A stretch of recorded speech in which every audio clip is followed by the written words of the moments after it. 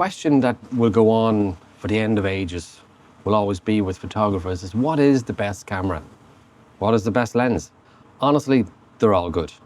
Nowadays, the way cameras are and the way they're made, all cameras are good. Even the old DSLRs are pretty cool. But there's always that question that's asked, what's the best lens you can use?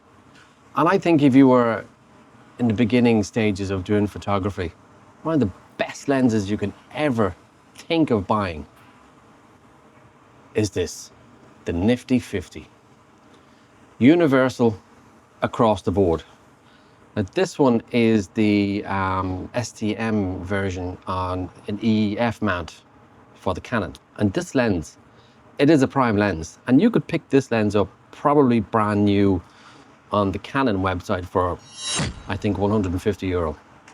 If you wanted to buy one second hand, €100, €90, in and around that, depending on how good condition that the lens is actually in. But this lens is unbelievable for its price and for its size and for its versatility.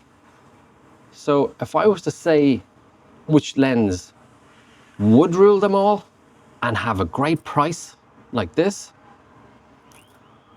it's Canon Nifty 50. And this comes across the board as well too, across Nikon, Sony, obviously Canon, but this version I have is the EF mount. So I think if you were to pick it up in the R mount, it's probably €250 maybe on the Canon website. But if I was to say I had a go-to lens that could be that universal, I could do anything with, it would be this.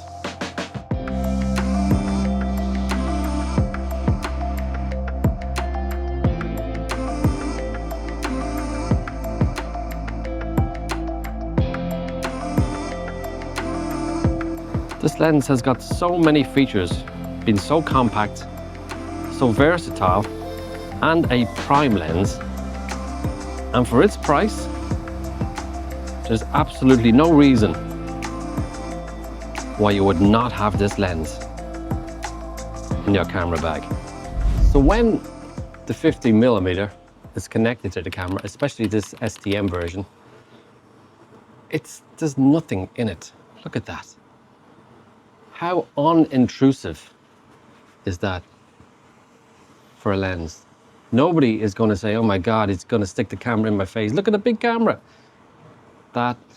Now, unfortunately, because this camera has a crop sensor, the Canon R7 that I use, so with the adapter that's on this, it is making it that little bit bigger to get the EF mount connect into the R mount of the R7. I do have an issue with this because it's a crop sensor. So with it being a crop sensor, it makes the 50mm, I think 80mm. I think the crop factor is 1.6 from this. I think it's 80mm. I'll leave it here. Or maybe here. Anyway, here? No, push it over there. Anyway, I think it's 80mm. But even in saying that, this can go, I think I got this on the lowest of this to 1.2. 1.2. That bokeh in this is just absolutely awesome. And it's just so compact, so unintrusive. And honestly, there is literally nothing that you could not take with this lens attached to your camera. Weddings, landscape, every day-to-day photography, even shooting something like this. I'm going to see what this can do. Just look at that little thing. How cool is that?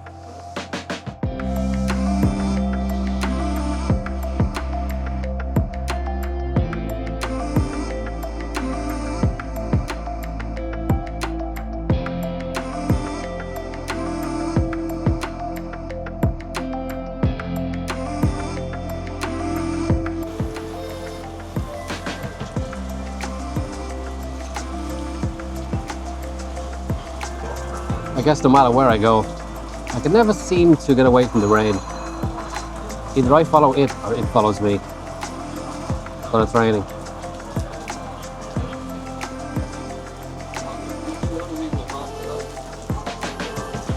I'm gonna say tropical, but it doesn't feel tropical. But I'm saying tropical. What?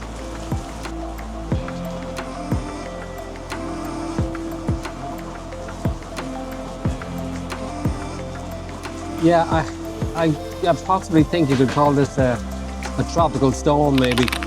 But it's definitely raining here. We're gonna have to pause the video for a bit, get this rain gone, and get back to the 50 mil. Wow, this is some rain.